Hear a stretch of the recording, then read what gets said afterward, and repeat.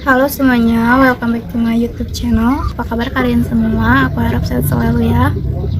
Oke, jadi hari ini aku mau cerita soal pengalaman aku melamar pekerjaan di salah satu garmen di kota Bandung.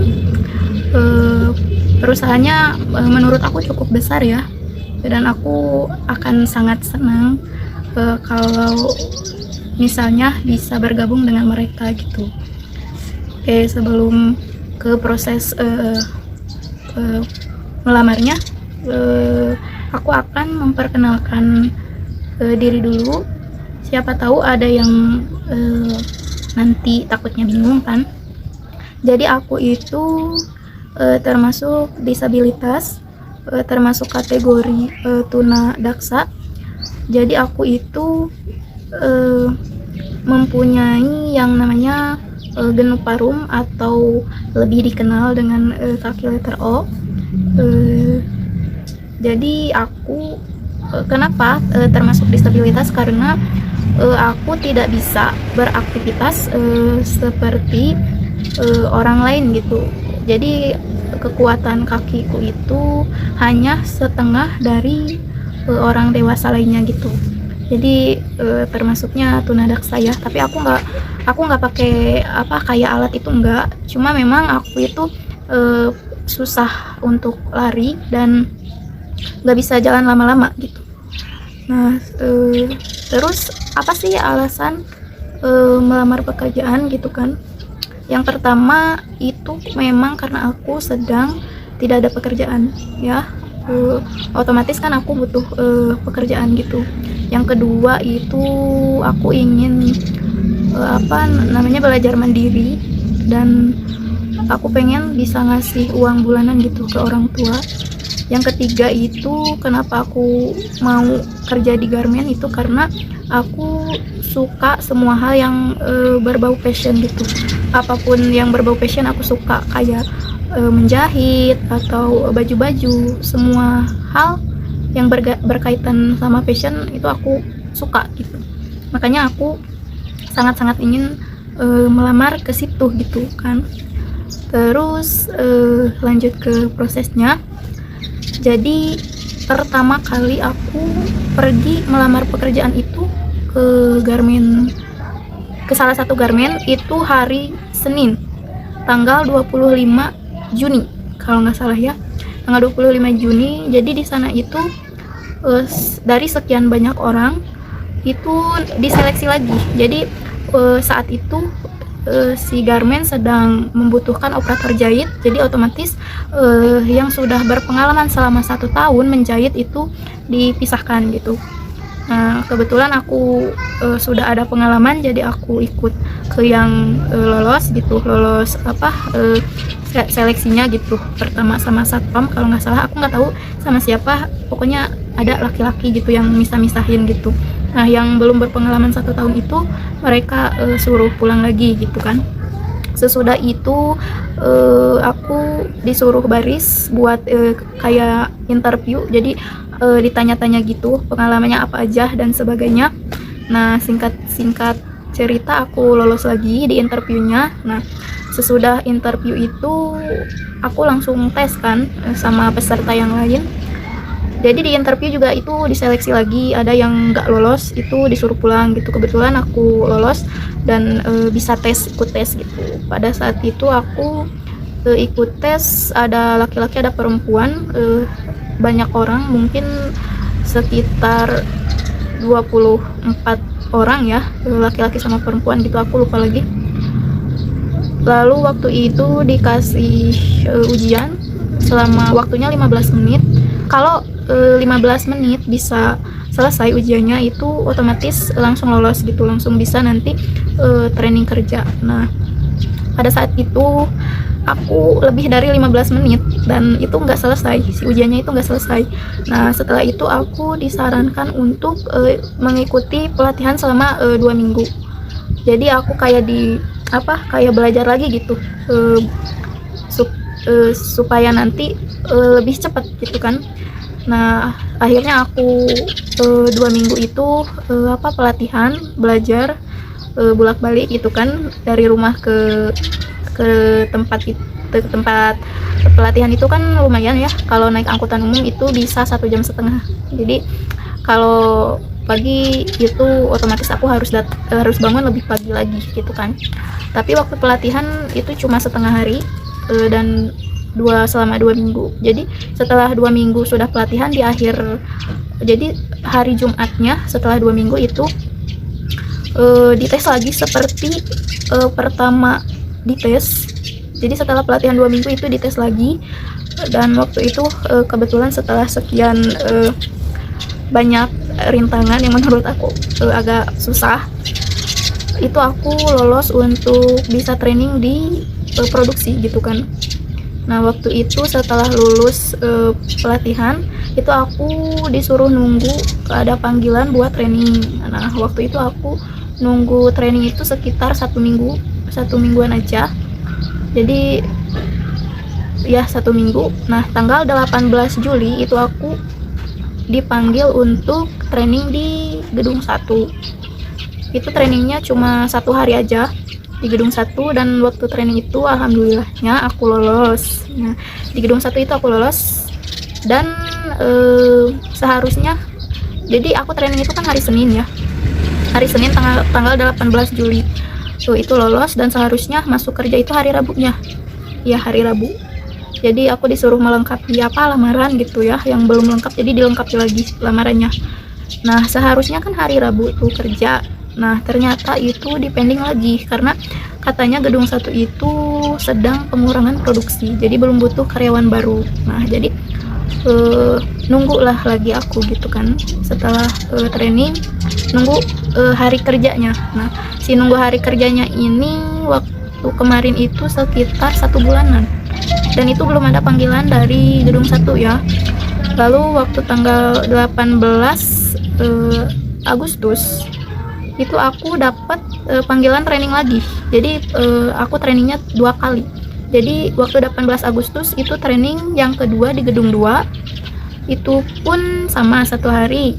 Dan tapi yang training kedua di gedung 2 itu aku nggak lolos, jadi gugur gitu kan, jadi nggak bisa kerja. Nah, setelah itu lamarannya kan dibalikin lagi nih. Pulanglah aku kan setelah sekian lama prosesnya itu. Ternyata nggak keterima gitu. Nah, itu ya pengalaman cari pekerjaannya, proses sebelum terjun ke produksinya. Dan sayangnya aku nggak lolos kemarin itu. Nah, selanjutnya ini aku mau bahas positif negatifnya ya. Yang pertama itu aku membahas yang positifnya dulu, karena aku udah cari informasi sebelumnya. Jadi aku tuh sangat berharap bisa masuk ke Garmin ini gitu. Besar harapan aku gitu untuk masuk ke situ, karena yang pertama aku suka fashion kan ya, jadi otomatis walaupun nanti kerjanya capek, aku tetap enjoy gitu kan, karena aku suka kayak gitu. Jadi yang positifnya itu selama aku selama proses itu pelatihan dan lain-lain, itu aku merasa tidak dibedakan ya, biasa aja gitu kayak pelamar yang lain gitu kan. Tidak ada ya, yang lihat sih pasti banyak ya, karena namanya juga kan aku beda sendiri gitu kan. Yang lihat banyak, cuma untuk aku ngerasa ada diskriminasi itu nggak ada sebenarnya. Nah, itu ya satu. Yang kedua itu waktu pelatihan aku benar-benar ngerasa semua ilmu yang diajarkan itu berguna buat aku gitu. Jadi waktu pelatihan pun aku sangat menikmati gitu, sangat enjoy dengan prosesnya, dan aku suka. Kan akhirnya pun aku kan lolos waktu pelatihan itu ya. Nah, sesudah itu yang ketiga itu yang aku suka itu semuanya tegas gitu. Yang sudah kerja di sana itu tegas, karena kalau misalkan nggak tegas ya nanti gimana kan, Jadi aku sukanya tegas, jadi semua hal yang ada di sana sebenarnya aku udah suka gitu kan, udah berharap wah aku mau kerja di sini gitu kan, dan ternyata nggak lolos. Nah itu yang positifnya yang aku rasain sendiri ya, aku suka lingkungannya gitu. Pelatihan pun aku ilmunya sangat berguna. Terima kasih untuk bapaknya yang sudah mengajarkan. Semoga diberi pahala yang lebih gitu ya, semoga jadi pahala. Terus sekarang yang sebenarnya bukan negatif sih, jadi ini berdasarkan pengalaman aku aja ya, kan setiap orang itu beda-beda ya, dan waktu pelatihan pun kan banyak pesertanya tuh, bukan aku aja.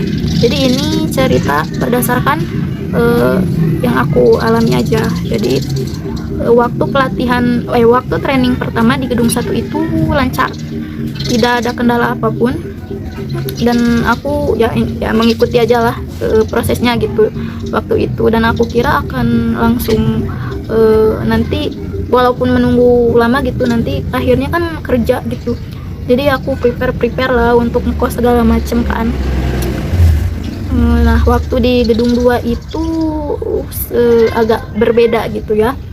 Jadi waktu itu, jadi karena di gedung 1 training pertama itu aku lancar-lancar aja ya, seperti biasanya aja. Nah sekarang aku mau cerita yang di gedung 2 nya, kenapa aku sampai nggak diterima gitu ya. Jadi waktu itu aku training di gedung 2 itu 2 orang, aku sama ada aku lupa nanyain namanya, tapi si teteh ini aku kan nunggu udah 1 bulan ya, sedangkan teteh ini baru 2 minggu. Sebenarnya sama-sama lama ya, cuma aku lebih lama aja gitu.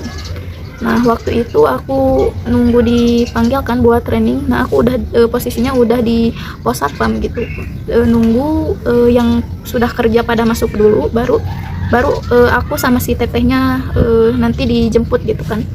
Waktu itu aku dijemput sama personalia itu ke gedung 2 dan diserahkan ke aku, karena aku nggak tahu jabatannya apa, aku manggilnya ibu yang di meja aja ya. Jadi ibu meja gitu, meja depan, yang depan lain gitu. Nah ibu meja ini aku diserahkan ke ibu yang di meja buat nanti training. Nah pada saat itu aku sama ibu yang di meja aku diserahkan ke aku sebutnya pengajar pertama ya, pengajar pertama yang ngajarin aku pertama. Nah diserahkan ke ibu yang ngajarin aku pertama ini.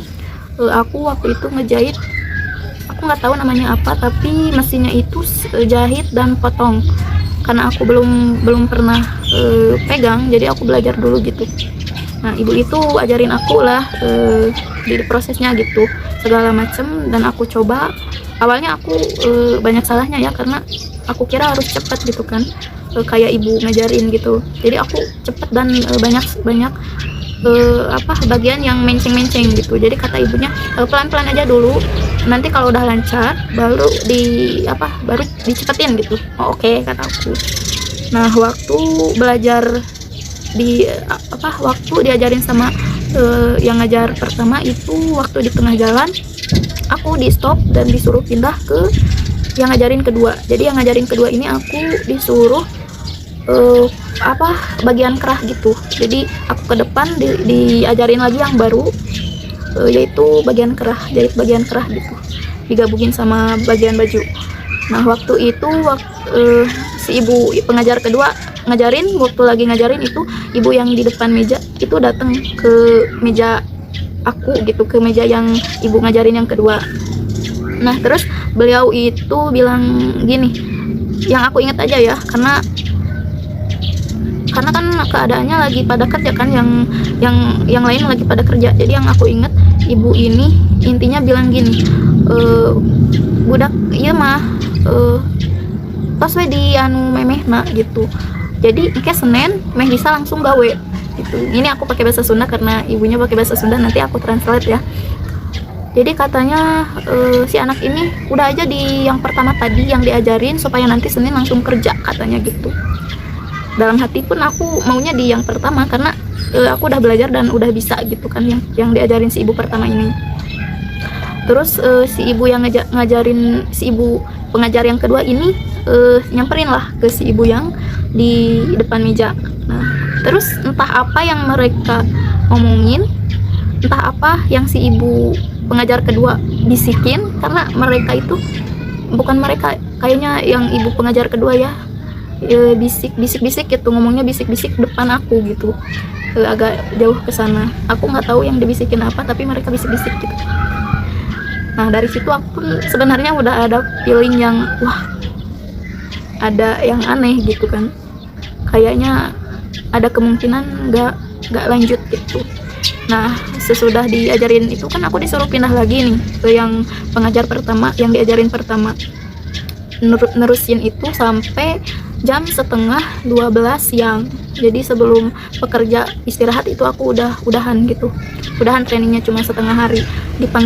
Disuruhlah aku sama ibu pengajar pertama ini disuruh naik ke ruangan personalia katanya gitu.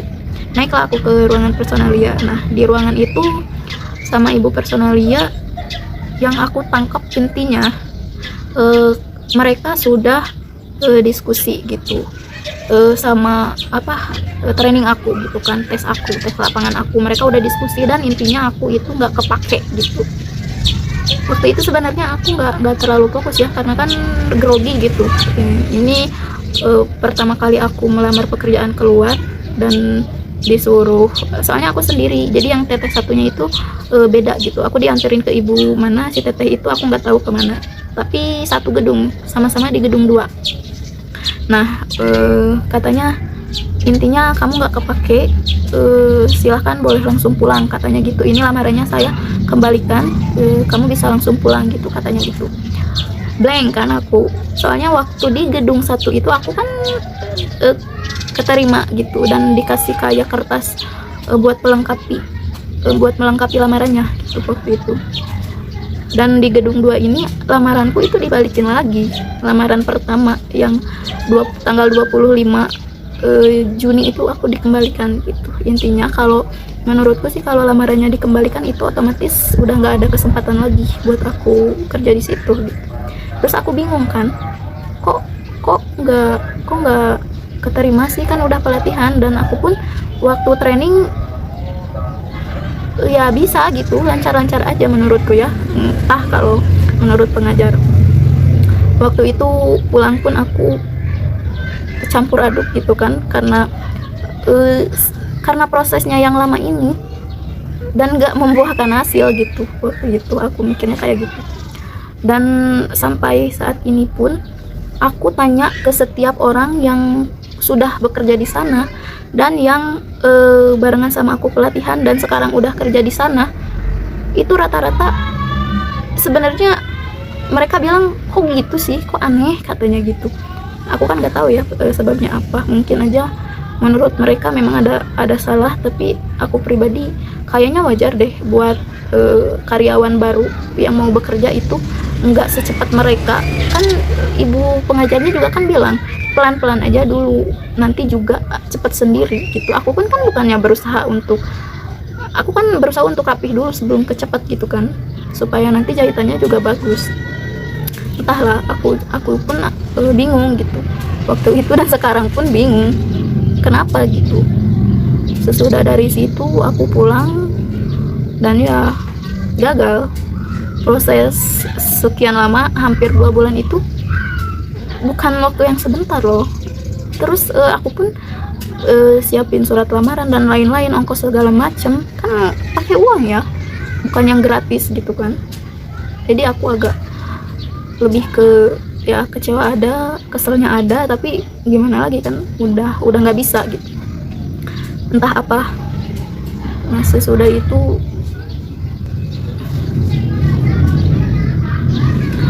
nanti aku akan sertakan foto pertama, kalau bisa ya, kalau aku bisa ya Dit, akan aku sertakan foto pertama waktu aku melamar. Kebetulan aku selfie sama kakakku, jadi aku nggak cerita sedetail sama siapa melamar dan lain-lain ya, karena ini supaya lebih singkat aja. Jadi waktu aku perjalanan pulangnya dan lain-lain nanti aku sertakan di videonya. Jadi untuk kalian yang baru mau nyoba, sebenarnya nyoba itu nggak apa-apa ya, dan memang jangan terlalu yakin dulu gitu kayak aku dan akhirnya nggak keterima. Jadi sebaiknya memang pilih perusahaan yang memang benar-benar menyalurkan kita untuk bekerja di sana gitu. Jadi entah apa, sebenarnya aku kan tanya-tanya dulu kan sebelum melamar ke situ, apakah ada program disabilitas di sana. Katanya mungkin mereka kurang mengerti ya dengan programnya, tapi memang ada 1-2 orang yang berbeda dengan kebanyakan gitu yang bekerja di situ. Makanya dari itu aku yakin aku pun bisa bekerja di situ gitu. Kayaknya memang ada programnya. Kalau operator jahit kan yang penting bisa jahit ya, dan disiplin bisa jahit, tidak perlu, kan kakiku pun masih berfungsi dan bukan yang nggak bisa jalan sama sekali gitu kan. Cuma memang nggak bisa jalan lama aja dan nggak bisa lari doang gitu. Kalau ngejahit mah bisa. Jadi gitu, buat kalian yang mau coba ke garmen juga yang disabilitas, ya hati-hati sih dan cari informasi yang lebih banyak gitu. Mungkin aku pun masih kurang gitu, menurutku sih udah ya, tapi nggak tahu lah itu. Mungkin waktu pertama aku melamar memang ada programnya, dan mungkin waktu akhirnya mungkin kebijakannya udah dihapus gitu, aku nggak ngerti. Pokoknya aku nggak kepake. Sebenarnya aku bukan orang yang lelet banget gitu, aku ya tengah-tengah lah, secepat kilat enggak, selambat-lambatnya juga enggak gitu, jadi tengah-tengah aja, bisa cepat dengan proses gitu. Dan ada kok orang yang lebih lambat dan lebih cepat, dan mereka sekarang lagi pada kerja di situ, dan nggak tahu ya. Jadi buat kalian yang mau coba ya boleh coba, tapi cari informasi lagi sebanyak-banyaknya. Siapa tahu kan kalau informasinya banyak dan kalian berani bicara, itu 100 kemungkinan besar akan diterima gitu. Kalau aku kan nggak bisa banyak komen ya. Kalau misalkan nggak bisa ya udah gitu kan. Harusnya kata temanku itu harusnya tanya dulu, teh tanya dulu kenapa nggak kepake gitu. Nah waktu itu aku nggak nanya kenapa nggak kepake, waktu itu salahnya ya, karena ya maklum karena pertama kali dan aku pun orangnya nggak seberani itu gitu kan. Sebenarnya ya sedih juga ya, nggak menghasilkan apapun gitu, dan waktuku kebuang, uangku kebuang, percuma. Tapi ya udahlah, mungkin jalannya bukan di situ. Mungkin aku nanti cari lagi yang baru yang memang benar-benar ada programnya gitu guys. Jadi jangan putus asa, lewati aja lah prosesnya. Aku pun sedang sedih, tapi ya udahlah, mau gimana lagi, kan kita nggak bisa paksa orang lain ya. Ya intinya ayo kita coba lagi. Kalau gagal, rehat sejenak, lalu nanti coba lagi gitu ya. Semoga cerita kali ini bisa sedikitnya ada bayangan untuk kalian yang mau mencoba melamar ke garmen kayak aku. Semoga jadi ada bayangan aja gitu. Oh ternyata gini yang harus dipersiapkan ini gitu. Jadi segitu aja video hari ini. See you on my next video. Dadah, tetap sehat selalu.